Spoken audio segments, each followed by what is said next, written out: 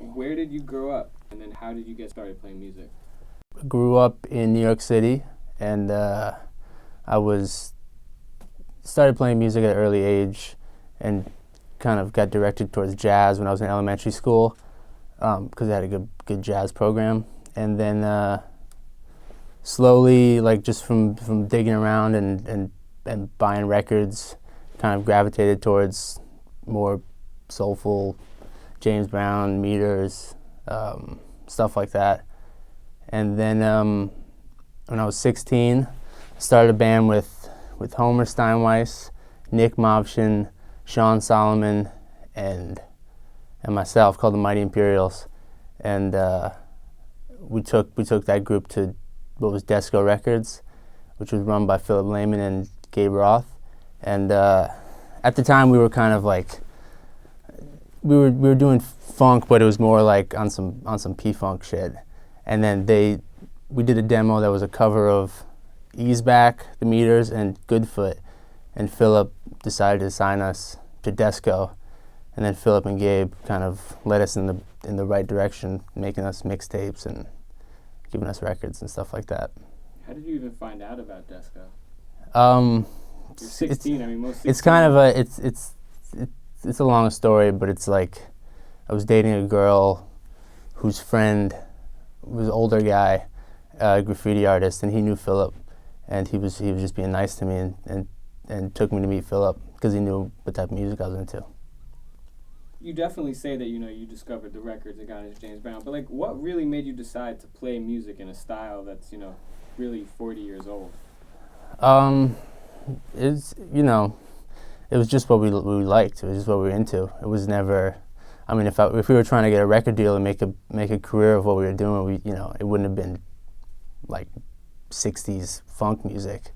We probably wouldn't play in rock and roll, but it was just we were into it. We liked the music, and it naturally led to actually putting out records and having somewhat of a career. How did you first meet Lee? Lee was Philip Lehman. Lee put out records back in the 70s, so Philip did this thing where he would just find records from local artists and basically look them up in the phone book. And Lee was one of those guys where he saw probably the Love Maker record, so I was Plainfield, New Jersey, looked him up in the phone book, and I guess he just picked up the phone and they invited him to the studio. And so I met Lee through Desco Records.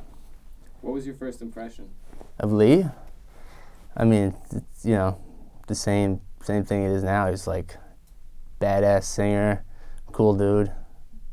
It's always fun working with Lee. How did Truth and Soul come about? Truth and Soul is myself and Jeff Silverman, and when Desco split, it became Soulfire and Daptone. Daptone's Gabe Roth, and Soulfire was Philip Lehman, and me and Jeff just kind of started recording and working for Soulfire, and then eventually Philip kind of got bored and split, and me and Jeff decided to start Truth and Soul. Why did you sign Lee? It was Lee. Well, we put out on Soulfire, we put out Lee's second record, Problems, with Philip. So I think probably one of the first records we ever cut on Truth and Soul was the very first single, Honey Dove, with Do You Love Me Like You Say You Do. And at the time we were getting into like the slower B-side ballad stuff. So it was just from the beginning, it was like we wanted to put out a record with Lee Fields. That was kind of one of the first goals of Truth and Soul. And it took 4 years, but eventually, we did it. Why? Why was that important to you? Because I think Lee is one of the best singers around as far as, I mean, a lot of these old guys, like, some of my heroes, they were amazing in the 60s and 70s, but some of them can't really cut it now. But Lee sounds better now, honestly sounds better now than I think he did at 17, 18. For sure, man. Best live singer I've ever heard. Yeah. No doubt about Nice. it. What's it like to work with him? we've worked with a lot of singers, and I can honestly say Lee is the easiest singer to work with because he's just super excited. You know, there's no like trying to get more emotion out of him. He's always like 110% falling on the ground while he's singing. So Lee is, you know, he helps write lyrics. He's the one that's like, I can do it again. I need to do it better. When we're like, that was a great Lee, but he'll be like, no, one more time. So it's easy. What about working with him live? Same thing. He's like, he wants to put on a show. I think probably more than any of the guys in the band. We're happy with like hearing him sing because it's so good. But he's like, he wants that show because it's, you know, that old school mentality. If you come to the concert, you're gonna get like something special. How did the Expressions come together? The Expressions is basically another name for L. Michels Affair. You know, the Truth and Soul is like a collective of musicians that have been playing on all our records, and the Expressions is just the name for what goes along with Lee Fields. And how did that group of musicians, how over the years have you kind of amassed this group collective? Well, I mean, some of the guys are the same dudes I played with in high school, like Nick Mobshin and Homer Steinweiss, and then Jeff brought in people from his earlier days, like Quincy Bright, and then you know, through Daptone, Tommy Brennick, and it's just, you know, being in New York and playing music, just meeting musicians. Has there ever been any sense at all of competition between you guys and Daptone? I mean, they have Sharon, you have Lee. I mean, definitely. It's a good, healthy competition because, I mean, we're doing the same music, so naturally you want to, like, you know, either outdo each other or make a response to something. But yeah, I think at the end of the day, it's Daptone and Truth and Soul and whoever else is doing it, whether it's Stone's Throw or Breakestra or people out in Australia and England. It's like the same genre, but, you know, what Daptone and Truth and Soul do are, you know, two very, very different styles as far as like how we produce the music and how it sounds. And tell me a little bit about that. What is different? What makes Truth and Soul different? I was actually thinking about this the other day. I think that a couple things, you know, I think, like, for example, Sharon Jones and the Dap Kings, they're rooted in live performance, you know what I mean? So, like, their music, and even Daptone in general, it's music, it's sometimes more dancey, it's more like these, like, structured songs, whereas Truth and Soul, like, we're just in the studio all the time, so a lot of our music is like built from like studio experience, you know, like it's kind of cinematic and we just build on top of it. So do you think My World is the best record you've ever done? Yeah, I think so. I mean, I like all our records. I'm probably, yeah, My World's probably the most proud of. Why? Well, I don't actually, I mean, I like the Sounding Out the City record too, but I just think it's a great record. I mean, all around, it's like, you know, I like every song. I think the production's amazing. I think the Lee's performance on all the songs are incredible. So, yeah. Tell me a little bit about how those songs came together. You know, each song is different. Like, Honey Dove was basically like a jam, where Lee had a mic, and then we kind of, like, the Honey Dove came out on Problems, and that was just straight up, we hit record and like started playing, and then Lee Fields just improv the whole thing. But but like Ladies, we cut the backing track first, and then Lee came in, and me, Lee, and Jeff wrote the lyrics on the spot. And some of the songs we wrote the lyrics for Lee. Some of the songs Lee wrote the lyrics and brought them in. Did you write all the music? Yeah, I mean collectively, like most of the songs were started out as like jams. Like we never rehearsed any of the songs. It was like we got in the studio, listened to some music, decided we want to do a song like that, wrote the changes, and then brought in Lee later. I want to ask, like, I mean, these questions can be kind of obvious, I'm sure, but like, tell me a little bit about a song like "Ladies." Mm. What's that about? I mean, obviously, we know what it's about, but Ladies was cut on a summer day. It was hot as hell, and we were just talking before we cut the song, like, summer's a good time because ladies look extra special, and it's just kind of an ode to the ladies. It's that simple. what about "Love Comes and Goes"?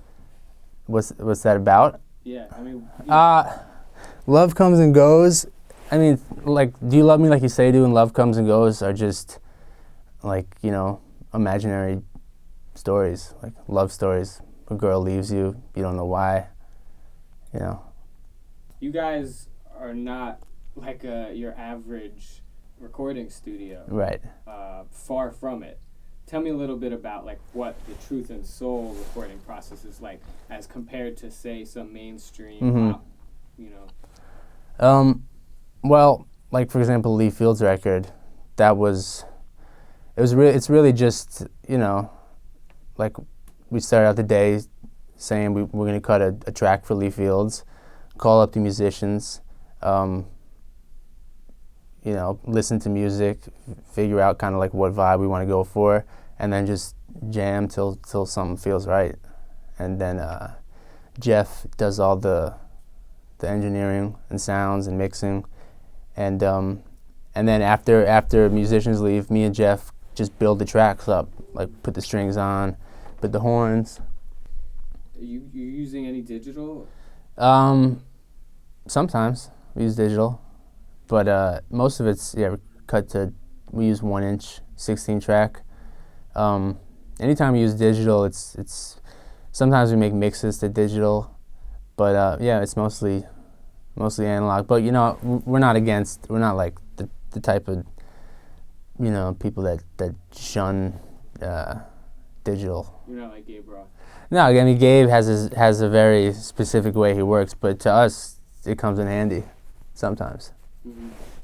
Well, I guess what I'm trying to get is like what makes your recording process so different from like more traditional contemporary recording artists? I mean, a lot of our music has. I think one of the main things is our music has like mistakes. Some of the instruments are out of tune. It's usually like 1 or 2 takes, so we're not going for like perfection. It's because some of the best moments are like the cracked out moments where everything falls apart. And you're doing like live sessions. It's not like you're recording one. Sometimes we'll build, like, for example, like El Michels Affair record. Some of those tracks were just a drum beat and then a bass line, and the song wasn't written till everything was on it. And some of the Lee Field songs were just bass and drums, and then we just built on top of that. What has the response been like to My World? It's the best selling record we've had for sure. It's probably because it's also the most accessible record we've had. It's a vocal record. The songs are like relatively poppy, as far as pop. But yeah, it's by far the best selling record we've ever had. I mean, why do you think like people of all ages, particularly like younger generation of fans, are really getting down with this record? I mean, it's like the whole soul retro movement's been going for a second. So it seems like it keeps building and building, and then Winehouse came along and like blew the shit up even more, and then every other week there's a reissue. There's like a funk reissue, and also it's like there's a certain age of people that are buying these records that actually that have never heard this type of music before. You know, like Amy Winehouse and Sharon Jones and Mayer Hawthorne and Lee Fields are like the first time they're exposed to like soul, you know, that's coming out now. What about, I mean, internationally, you guys are getting a great response. Yeah. Tell me a little bit about that. I mean, Europe's always, you know, England and France, they have always been into American soul, so that was kind of expected. What's it like over there, though, when you guys play over there? It's a trip. Like a crowd full of Germans singing along to My World it's a pretty interesting sight to see.